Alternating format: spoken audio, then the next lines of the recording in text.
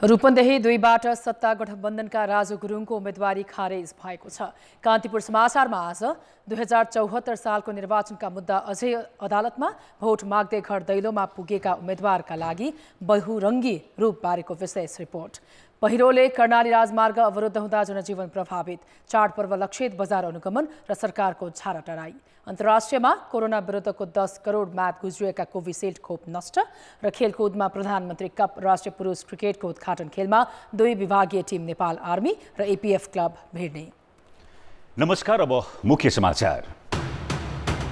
निरङ्कुशताको जोखिम रहेसम्म गठबन्धन नटुट्ने सत्तारूढ शीर्ष नेताको दाबी। असन्तुष्टलाई नयाँ सरकारमा अवसर दिने देउबाको आश्वासन, जनमत पर्खन ओलीको चुनौती। चुनावी घर दैलोका नाममा उम्मेद्वारको नौटङ्की, सुविधा भोगी जीवनशैली लुकाएर गरिबको आँगनमा लोपोन्मुख र विपन्न समुदायलाई घाँसबासकै चिन्ता। आयातमा कडाई गर्दा पनि विदेशी मुद्रा सञ्चिति घट्दो, ब्याज बढाएर महँगी नियन्त्रण गर्ने प्रयास सफल भएन, रेमिट्यान्समा सामान्य सुधार। पाकिस्तानका पूर्व प्रधानमन्त्री इमरान खानको सांसद पद खारेज, 5 वर्ष चुनाव लड्न नपाउने, सम्पत्तिको स्रोत नखुलाएको निर्वाचन आयोगको ठहर। र जिम्बाब्वे र आयरल्यान्ड आइसिसी टी20 विश्वकपको सुपर 12मा प्रवेश, 2 पटकको च्याम्पियन वेस्ट इन्डिज बाहिरियो।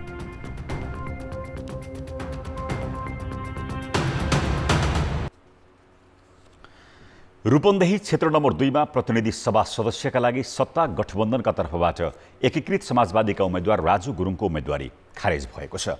सर्वोच्च अदालतका न्यायाधीश ईश्वर प्रसाद खतिवडा र कुमार रेग्मीको संयुक्त इजलासले उम्मेदवारी खारेज गर्ने निर्वाचन आयोगको निर्णयलाई सदर गरेको हो। बैंकिङ कसुरमा सजाय पाएका र कालो सूचीमा रहेर अदालतमा मुद्दा खेपिरहेको भन्दै आयोगले गुरुङको उम्मेदवारी खारेज गरेको थियो।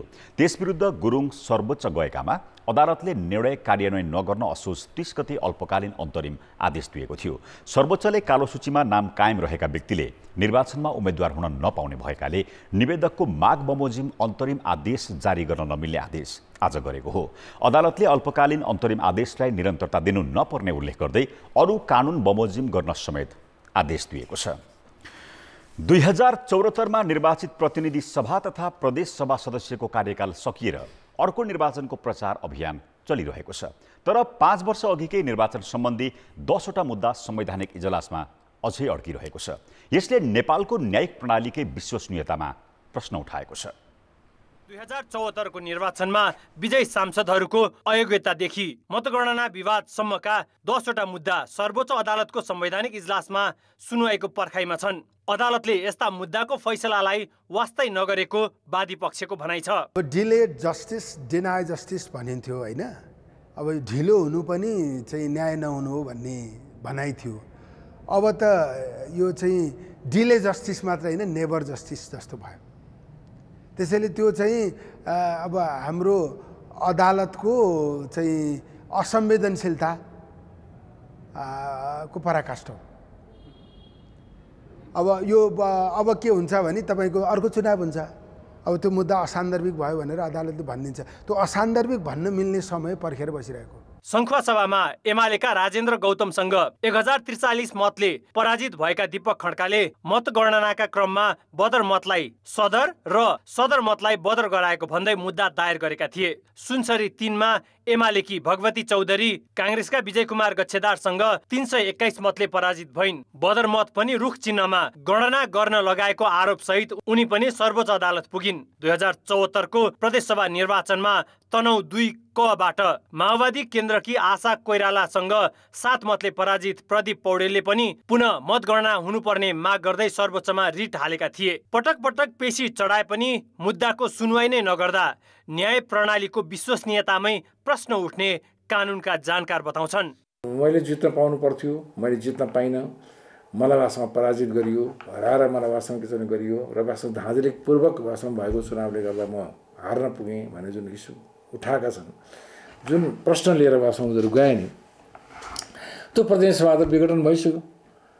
अब त्यो प्रदेशसभा पनि रहेन भने जे कुराको माग गरेको त्यो नै नरहेपछि यो त स्वतः निष्प्रयोजित भइसकेको छ। संविधान इजलासको कुरालाई अलिकति यसको प्रभावकारितालाई अभिवृद्धि गर्नको लागि चाहिँ प्रधान न्यायाधीशले साँच्चै गम्भीर हुने बेला भएको छ, राम्रो सन्देश गएको छैन। अदालतले मुद्दालाई समयमा निरूपण नगराउँदा त्यसको औचित्य समेत समाप्त भइदिन्छ। संसदको नयाँ कार्यकाल सुरु हुने बेलासम्म पनि अघिल्लो निर्वाचन सम्बन्धी विवाद फैसला नहुँदा त्यस्तै भएको छ। यसबारे न्याय प्रणाली नै संवेदनशील हुनुपर्ने देखिन्छ। कान्तिपुर समाचारका लागि क्यामेरामा श्याम श्रेष्ठ र पशुपति बुढाथोकीका साथ सृजना बास्तोला र सुबिन्द्र श्रेष्ठ, काठमाडौँ। सत्ता गठबन्धनका शीर्ष नेताहरूले प्रतिगमन र निरङ्कुशताको जोखिम रहेसम्म गठबन्धन कायम रहने बताएका छन्। पोखरा र बुटोलमा आज आयोजित कार्यकर्ता भेलालाई सम्बोधन गर्दै उनीहरूले अझै केही वर्ष गठबन्धन जरुरी रहेकाले गठबन्धन दलभित्र एक अर्कालाई विश्वास दिलाउने गरी काम गर्न आग्रह गरे। पोखरामा आयोजित सभामा प्रधानमन्त्री एवं नेपाली कांग्रेसका सभापति शेरबहादुर देउवाले यसपटक टिकट नपाएकाहरूलाई गठबन्धनको जितपछि बन्ने सरकारमा अवसर दिने बताए। टिकटका कारण गठबन्धन दलभित्र असन्तुष्टि रहेको स्वीकार गर्दै उनले गठबन्धन एक भए आसन्न निर्वाचन जित्ने दावी गरेका छन्।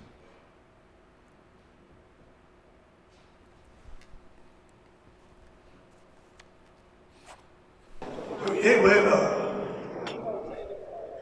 एक साथ हम गयो भनेदेखिलाई हामी जित्छौँ यस्तै चाहिँ पार्टीभित्रै पनि मलाई लाग्छ के हाम्रो पार्टीभित्र हामी मिलाउँछ अनि पार्टी मिलाउँछ।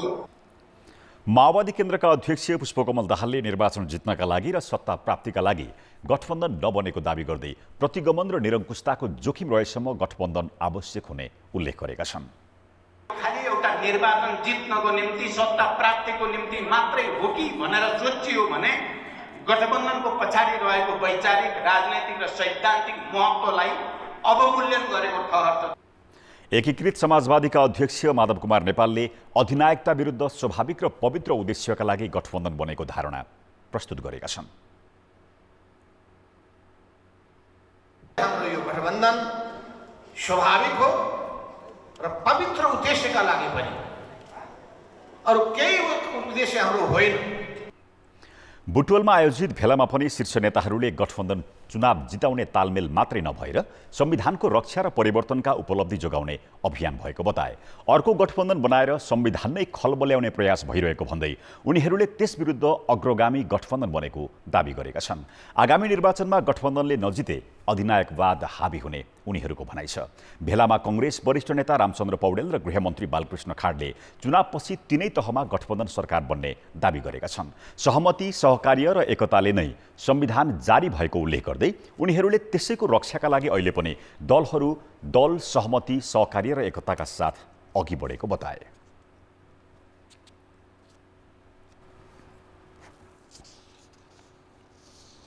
नेकपा एमालेका अध्यक्ष केपी शर्मा ओलीले चुनावबाट जनताले जसलाई छान्छन् उसैले मुलुकको नेतृत्व गर्ने बताएका छन्।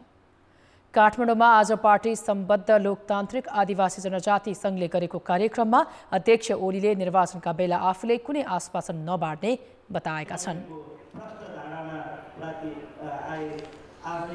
अरूले भने जस्तो हामी फ्री भिसा, फ्री टिकट यस्तो भनेर हिँडेको छैन। मान्छे अल्मल्याएर हिँडेको छैन, बिना देउला पनि हिँडेको छैन।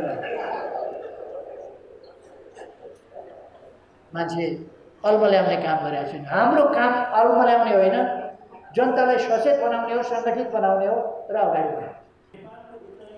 अध्यक्ष ओलीले विकास र समृद्धि हासिल गर्न सके मुलुकले फड्को मार्ने विश्वास व्यक्त गरे। चुनावको चटारोकै बीच उम्मेद्वारहरू मतदाता रिझाउन व्यस्त छन्, तर 3 दशकदेखि चुरे क्षेत्रमा पर्ने मकवानपुरको जंगलमा फिरन्ते जीवन बिताइरहेका लोपोन्मुख वनकरियालाई निर्वाचनले छोएकै छैन। जग्गा र घरको स्वामित्व आफ्नै चुनावी आश्वासन उनीहरूका लागि पुरानै हुन्। अहिले पनि वनकरियालाई दल र उम्मेद्वारले उही आश्वासन बाँडिरहेका छन्। मकवानपुरको मनरी गाउँपालिका वडा नम्बर 4 को मुसेधाप दोबानमा वनकरियाको 22 घरधुरी बस्ती छ। निर्वाचनका बेला मत माग्न आउने उम्मेद्वारहरूले यो बस्तीमा उनीहरूलाई लाल पूर्जा दिने प्रतिबद्धता गरेको पनि वर्षौं बित्यो, तर अहिलेसम्म त्यो प्रतिबद्धता पूरा नभएको वनकरियाहरूको गुनासो छ। उहाँहरूले आश मात्र देखाउनुहुन्छ, यो गरिदिन्छु त्यो गरिदिन्छु, हामीलाई जितायो भने यो आउँछ त्यो आउँछ, यो गरिदिन्छु त्यो गरिदिन्छु भन्नुहुन्छ। जनता आवास कार्यक्रम मार्फत बनकरियाको घर बनाउन पटक पटक सरकारले बजेट छुट्यायो, तर उनीहरूको आफ्नै स्वामित्वको जग्गा नहुँदा घर बन्न भने सकेन। बनकरियालाई घर बनाइदिने आश्वासनसहित तत्कालीन प्रधानमन्त्री बाबुराम भट्टराई बनकरिया बस्तीमै बास बसेको उनीहरूलाई स्मरण छ, तर पनि बनकरियाले जग्गाधनी प्रमाण पूर्जा भने पाएनन्। जिल्ला वन कार्यालय मकवानपुरले 40 वर्षका लागि कबुलेती वन क्षेत्रमा बसोबास गर्न उनीहरूलाई अनुमति दिएको छ। यही कबुलेती वनमै बसोबास गरिरहेका बनकरियाले लालपूर्जा सहित सरकारी घर पाउने अझै आशा गरिरहेका छन्। जनता आवास घरै पाएन, यो त भूकम्पको घर छोराको नाउँमा हो, मेरो नाउँमा छैन। जनता आवास भएर त्यो घर पनि पाएन मैले, अनि मेरो लालपूर्जा नाममा पायो भने भनेर राम्रो हुन्थ्यो विश्वास छ। सरकारले लोपोन्मुख जनजातिलाई बसोबासको व्यवस्था मिलाउनका लागि जनता आवास मार्फत घर बनाइदिने भनेर पटक पटक बजेट छुट्याएको छ, तर लालपूर्जाकै अभावमा बनकरियाहरूको घर बन्न सकेको छैन। उनीहरूले घर बन्ने वातावरण बनाउनका लागि आग्रह गरिरहेका छन्। कान्तिपुर समाचारका लागि क्यामेरामा सुजन पुणासाइनेका साथ बालकृष्ण अधिकारी, बनकरिया बस्ती, मकवानपुर। प्रतिनिधि सभा तथा प्रदेश सभा निर्वाचन मिति नजिकै जाँदा उम्मेदवारहरूले घर दैलो अभियानलाई तीव्रता दिएका छन्। मतदाता रिझाउन उनीहरूकै घर आँगन पुगिरहेका छन्। कसैले फरक प्रचार शैली अपनाएका छन् भने कसैले आफूलाई मतदाताको नजिक रहेको देखाउने प्रयास गरिरहेका छन्। नवलपरासी क्षेत्र नम्बर 1बाट प्रतिनिधि सभाका लागि नेपाली कांग्रेसका उम्मेद्वार विनोद चौधरी यतिखेर घर दैलोमा व्यस्त छन्। कहिले किसानका खेतमा पुगेर, कहिले गोठभित्रै पसेर त कहिले मतदातासँग खाना खाएर मतदाता रिझाउने प्रयास गरिरहेका छन्। नेपालका अर्बपति व्यापारी चौधरीले यी तस्बिर सामाजिक सञ्जालमा राखेका छन्, जसमा सकारात्मक तथा नकारात्मक दुवै खालका प्रतिक्रिया आएका छन्। केही समय अघि एमाले नेता योगेश भट्टराई मतदातासँग क्यारम बोर्ड खेलिरहेका देखिएका थिए। धान थन्क्याउने बेला भएकाले केही उम्मेद्वार धान काटिरहेका त कोही धान चाटिरहेका भेटिन्छन्। 2074को निर्वाचनमा तत्कालीन वाम गठबन्धनका तर्फबाट ललितपुर 1बाट प्रतिनिधि सभाका उम्मेद्वार नवराज सिलवाल किसानका खेतमा पुगेर धान काटेको तस्बिरले निकै चर्चा पाएको थियो। उम्मेद्वारका यस्ता प्रचार शैली देखावटी मात्र भएको टिप्पणी हुने गरेको छ। नेपालका जनता मूर्ख छन् र यिनीहरूलाई मूर्ख बनाउन सकिन्छ भन्ने थाहा छ। अहिलेसम्म मूर्ख बनाइ पनि रहेछन् होइन। अब अहिलेसम्म त्यसै गरी ठगेर, छलछाम गरेर, नाटक देखाएर, नौटङ्की गरेर धेरैले चुनाव जितेर आएका छन् होइन। मेरैमा चाहिँ मोरङ जिल्लामा पनि चाहिँ लालबाबु पण्डितले 5 वर्ष अगाडि त्यसै गरी साइकल चढेर नौटङ्की गरेर चुनाव जितेका थिए। अब अहिले त अरबपतिहरू पनि चाहिँ त्यस्तै नाटक गर्दैछन्। उम्मेद्वारहरू आफ्ना एजेन्डा राख्नभन्दा विभिन्न शैली अपनाएर मत माग्न मात्र केन्द्रित रहेको बुझ्न कठिन छैन। यस्तो गर्छ त्यसो गर्छ भन्छ, भोट लाउने बेला चाहिँ मैले याद गर्छ, अरू बेला चाहिँ छैन। भोट माग्न आउँछन्, बाटोघाटो बनाउँछौँ, खाने पानी ल्याइदिन्छौँ भनेर, बत्ती ल्याइदिन्छौँ भनेर चाहिँ जान्छन्। पहिला भोट माग्न जाने त गाउँमा तिरे झन्डा यस्ता गराउँदै टुङ्गाउँदै जान्छन्, यहाँ ठाउँ रुखमा टुङ्गाउँछन्, घर घरमा टुङ्गाउँछन्। अनि जुन धनी वर्गको मान्छेहरू हुनुहुन्छ उहाँले चाहिँ आफ्नो स्वार्थलाई बढी चाहिँ पुरा गर्न खोज्नुहुन्छ, तर दिन दुखी त चाहिँ कहाँ छन्, कस्तो अवस्थामा छन्, अनि त्यो चाहिँ फर्केर हेरे जस्तो अहिलेसम्म लाग्दैन। जसरी पनि जित्नै पर्छ भन्ने मानसिकतामा रहेका दलहरूले आफ्ना सिद्धान्त र नीति विपरीतकासँग गठबन्धन गरेका छन्। त्यसैले आफ्नो प्रचलन विपरीतका अभिवादन भन्न उनीहरूलाई गाह्रो छैन। म अभिवादन जय नेपाल लाल सलामको अभिवादन गर्न चाहन्छु। अभिवादन जय नेपाल लाल सलाम। अझ कतै कतै त जय नेपालको जय र लाल सलामको लाल मिलाएर जय लाल भन्ने गरिएको छ। मतदातासँग नजिक देखाउन अपनाइएका यस्ता फरक शैलीको परिणाम मङ्सिर 4को चुनावपछि स्पष्ट हुने नै छ। चुनाव जितेपछि मतदातासँग टाढा हुने र उनीहरूका समस्या नसुन्ने प्रवृत्ति नसुध्रेसम्म यस्ता शैलीको कुनै अर्थ रहने छैन। कान्तिपुर समाचारका लागि जिल्ला सहकर्मी र क्यामेरामा सुरज खड्काका साथ प्रकाश बम, काठमाडौँ। अब जनताको आवाज हामीले आज 7 प्रदेशमा सोधेका छौँ। उम्मेदवारको चुनावी प्रचार शैलीलाई के भन्नुहुन्छ?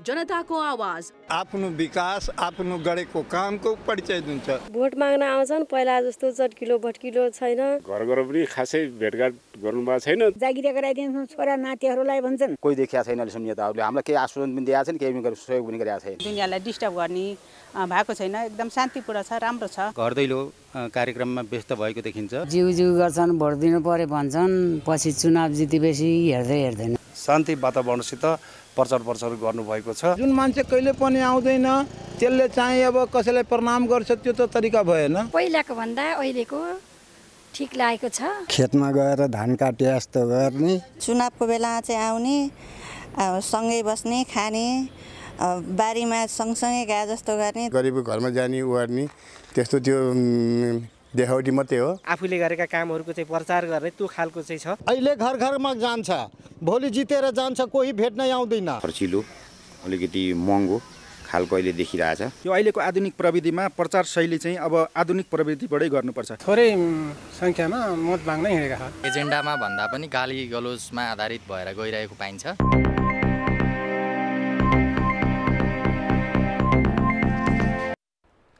अब बाँकी समाचार। सामान्यतः राजनैतिक दलका कार्यकर्ताले चुनावमा आफ्नै पार्टीको चुनाव चिन्हमा मतदान गर्न खोज्छन्।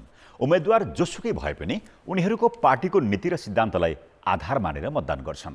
तर मङ्सिर 4 गते हुने प्रतिनिधि सभा र प्रदेशसभा निर्वाचनका क्रममा कतिपय जिल्लाका गठबन्धनमा आबद्ध दलका कार्यकर्ताले आफ्नै पार्टीको चुनाव चिन्हमा भोट नै हाल्न नपाउने भएका छन्। कांग्रेस, माओवादी, एकीकृत समाजवादी र राष्ट्रिय जनमोर्चाले चुनावी गठबन्धन गरेका छन्। यस्तै प्रमुख प्रतिपक्षी एमाले राष्ट्रिय प्रजातन्त्र पार्टी र जनता समाजवादी पार्टीसँग तालमेल गरेको छ। इलाम क्षेत्र नम्बर 1 मा सत्ता गठबन्धनबाट एकीकृत समाजवादीका झलनाथ खनाल उम्मेद्वार छन्।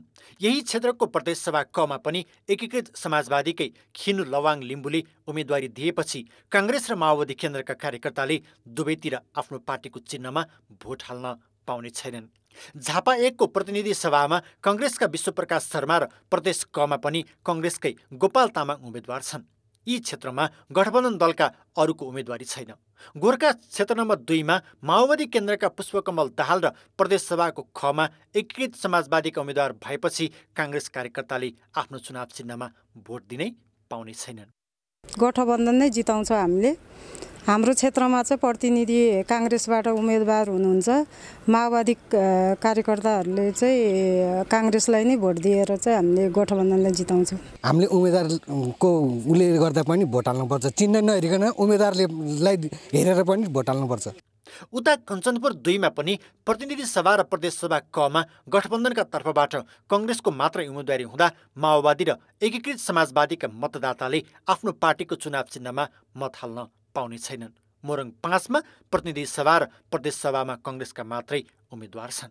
यसमा चाहिँ चित्त दुखाउनु पर्ने कारण छैन, किनभने यो मुलुकको गणतन्त्र जोगाउन, यो मुलुकको स्वतन्त्रता जोगाउन अहिले हामीले जहाँ जे उम्मेदवार हुनुहुन्छ हामीले त्यहाँ भोट हाल्नुपर्छ। हाम्रो आफ्नो चुनाव चिन्ह नभए पनि हामीले गठबन्धनलाई मानेर दुईटै भोट चाहिँ हामी एउटै रुखमा भोट हाल्न तयार छौँ। गठबन्धनका कारण आफ्नो पार्टी छाडेर अर्को चुनाव चिन्हमा मतदान गर्नुपर्ने अवस्थामा कार्यकर्ता पुगेका केही उदाहरण मात्रै हुन्। नेपाली कांग्रेसका कार्यकर्ता तथा मतदाताले प्रतिनिधि सभाको 66 र प्रदेश सभाका 155 स्थानमा अर्कै पार्टीको चुनाव चिन्हमा मतदान गर्नुपर्नेछ। 111 प्रतिनिधि सभा र 220 प्रदेश सभा क्षेत्रका माओवादी केन्द्रका कार्यकर्ताले पनि आफ्नै चिन्हमा भोट हाल्न पाउने छैनन्। त्यस्तै एकीकृत समाजवादीका 137 प्रतिनिधि सभा क्षेत्रका कार्यकर्ता र 291 प्रदेश सभाका कार्यकर्ता पनि पार्टीको चुनाव चिन्हमा मतदान गर्नबाट वञ्चित हुनेछन्। सत्ता गठबन्धनका मात्रै होइन, नेकपा एमाले, जसपा र राप्रपा बीच पनि चुनावी तालमेल भएका क्षेत्रमा पनि त्यस्तै अवस्था आएको हो। कान्तिपुर समाचारका लागि मोरङबाट सुशीला पाठक, गोर्खाबाट भीमलाल श्रेष्ठका साथमा प्रबोधराज घिमिरे र रमेश धमला, काठमाडौँ। निर्वाचन आयोगले मङ्सिर 4 गते हुने चुनावका लागि 2 साता अघि मात्र मतदाता शिक्षा सञ्चालन गर्ने भएको छ। आयोगले स्थानीय तहको सहकार्यमा प्रतिनिधि सभा र प्रदेशसभा निर्वाचनका लागि कार्तिक 17 गतेदेखि मङ्सिर 1 गतेसम्म मतदाता शिक्षा दिने भएको हो।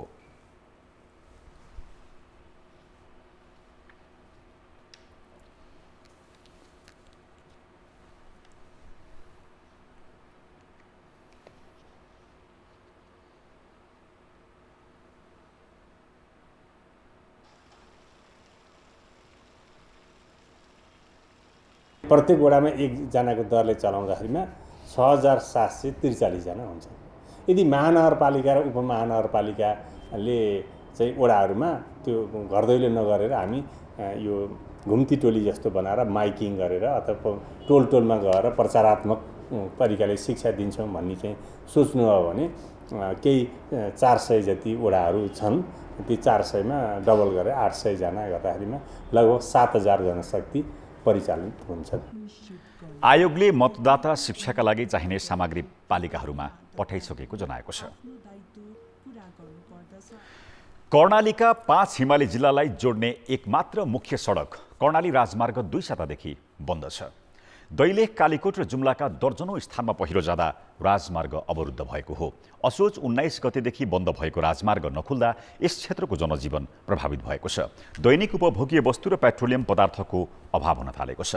दैलेखको दही खोलादेखि कालीकोट, जुम्ला हुँदै नागमसम्म दर्जनौं स्थानमा पहिरो र ठूला ढुङ्गा खसेको डिभिजन सडक कार्यालय जुम्ला र सुर्खेतले जनाएका छन्। सडक खुलाउने प्रयास गरे पनि सञ्चालनमा आउन सकेको छैन। कालीकोट र जुम्ला खण्डका 17 स्थानमा डोजर परिचालन गरी मर्मत भइरहे पनि कहिले सकिन्छ यकिन छैन।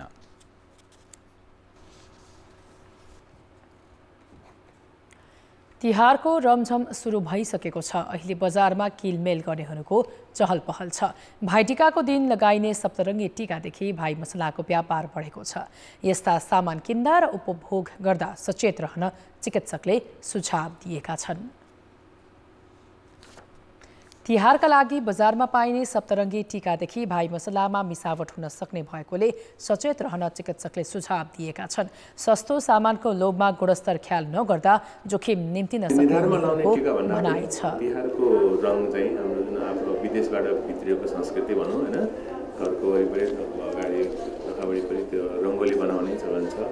त्यो रङ अब केमिकल नै हो, सस्तो हुने भएर केमिकल प्रयोग गर्छ। त्यसले गर्दा वातावरण प्रदूषण गर्छ। त्यसले अब अन्ततोगत्वा इन्डाइरेक्टली मान्छेको स्वास्थ्यमा असर गर्छ।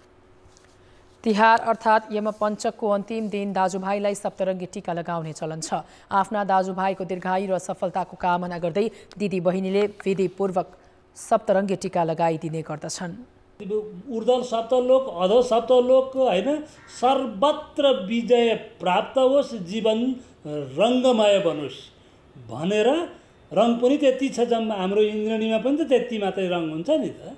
त्यसो हुनाले चाहिँ यो होस् भन्ने उद्देश्यले सप्तरङ्गी टीकाको नै भाइको पूजामा प्रयोग गरियो।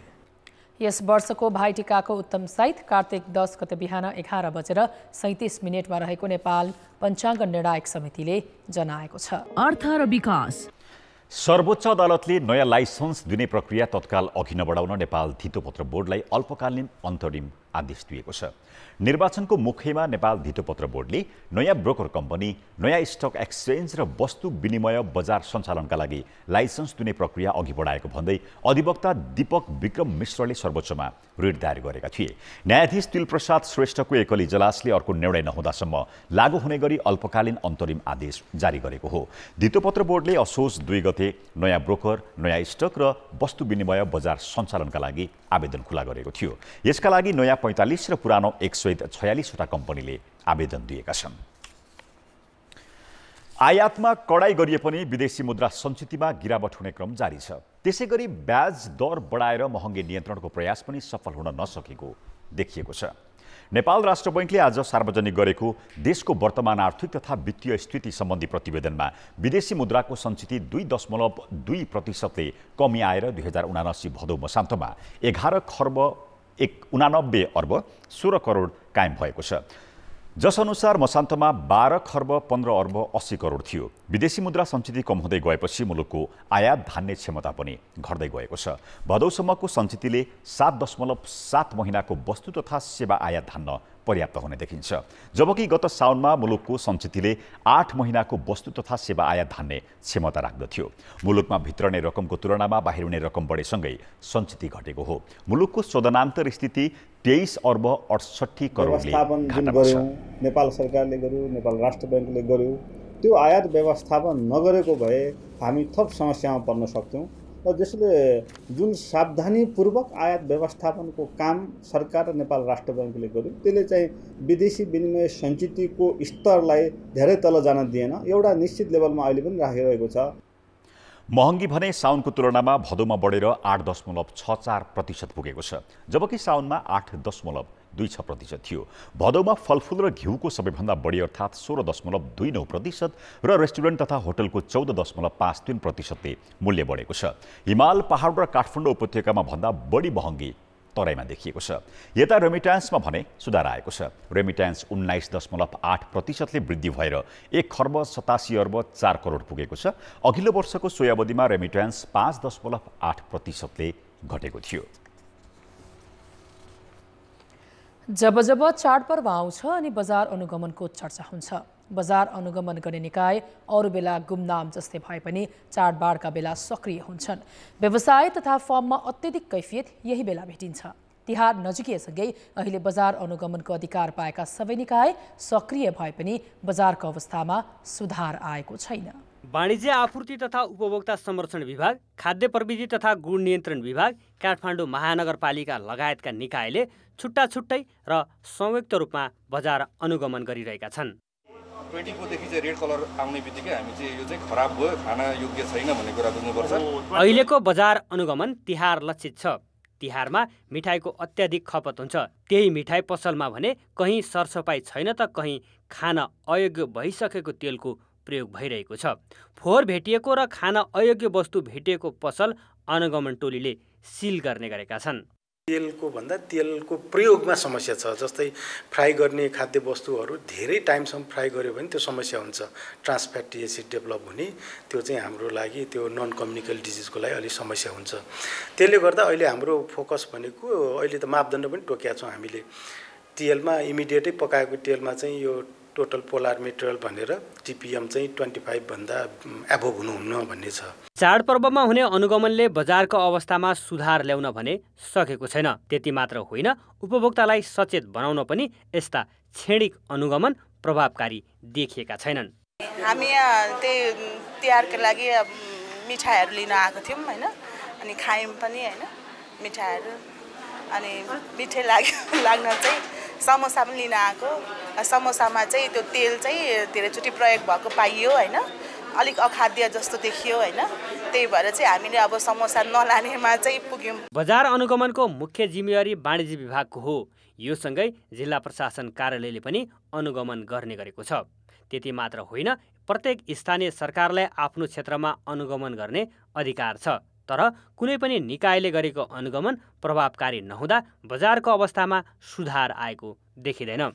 औषधिको चाहिँ प्रतिनिधि रहेको टोलीले औषधि सम्बन्धी कुराहरू हेर्दै जाने, त्यसपछि कृषिको चाहिँ विज्ञ रहेको टोलीले कृषि सम्बन्धी कुराहरू हेर्दै जाने, नापतोलको विज्ञ रहेकोले नापतोल सम्बन्धी, यसरी सेक्टर वाइज रूपमा चाहिँ अनुगमन गर्ने काम हामीले गरिरहेका छौँ र हाम्रो अनुगमन चाहिँ अहिले पनि जारी नै छ। आज पनि हाम्रो बजारमा 5-6वटा टिमले अनुगमन गरिरहेको छ।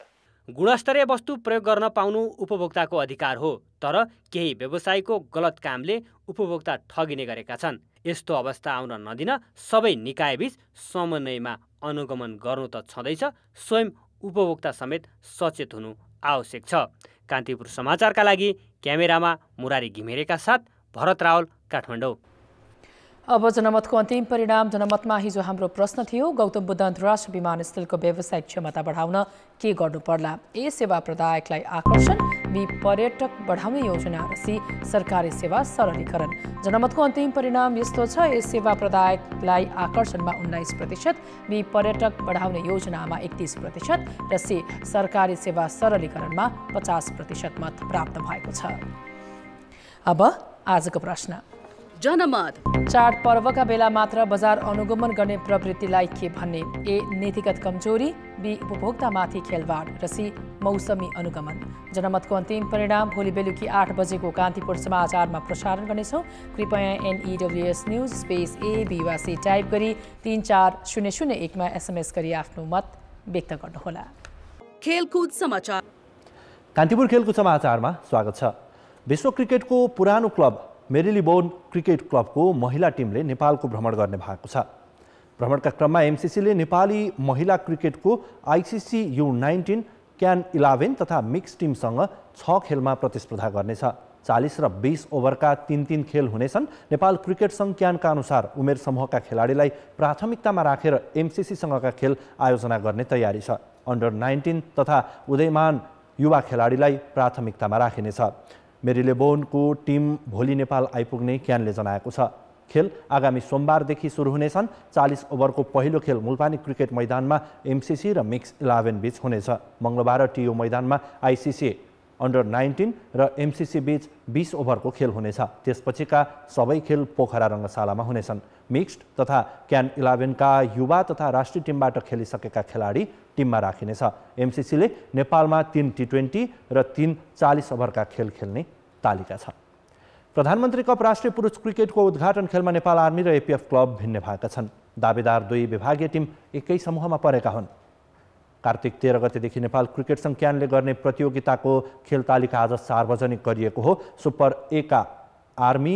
समूह ए का आर्मी र एपिएफ बीचको खेल टियु क्रिकेट मैदान कीर्तिपुरमा हुनेछ। पहिलो दिन 2 खेल हुने तालिका छ। मुलपानी क्रिकेट मैदानमा नेपाल पुलिस क्लब र बागमती प्रदेश भिड्नेछन्। समूह एमा एपिएफ र आर्मीसँगै गण्डकी प्रदेश, कर्णाली प्रदेश र सुदूरपश्चिम प्रदेश छन्। समूह बीमा पुलिस, बागमती प्रदेश 1, लुम्बिनी र मधेस प्रदेश छन्। समूहका शीर्ष 2 टिमले सेमिफाइनलमा स्थान बनाउनेछन्। कार्तिक 24मा सेमिफाइनल र 26मा फाइनल खेलाउने तालिका छ। T20 फर्म्याटमा भएको प्रतियोगिताको गत संस्करणको उपाधि एपिएफले जितेको थियो। नेपालले T20 विश्वकपको ग्लोबल छनौटमा सहभागिता जनाउने भएपछि क्यानले गत वर्ष पीएम कप T20 फर्म्याटमा गरेको थियो। विजेता टोलीले 10 लाख र उपविजेताले 5 लाख पाउने बताइएको छ।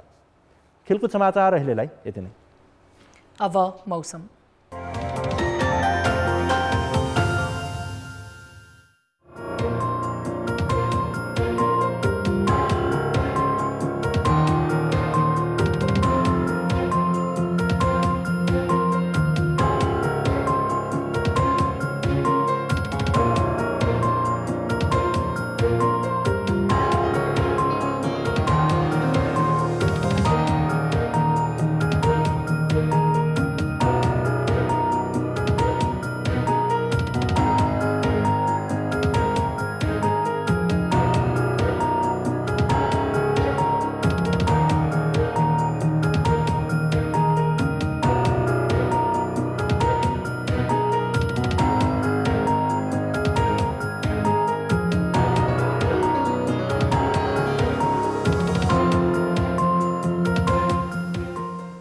कान्तिपुर समाचार अहिलेलाई सकियो। कान्तिपुर टेलिभिजन हेर्दै गर्नुहोला।